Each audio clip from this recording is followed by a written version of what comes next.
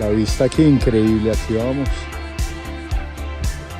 Aquí en la caminata, aquí pues siento como si estuviéramos haciendo un vía crucis.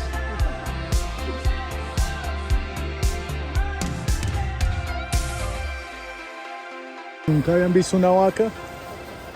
Me la infiltro, me la infiltro.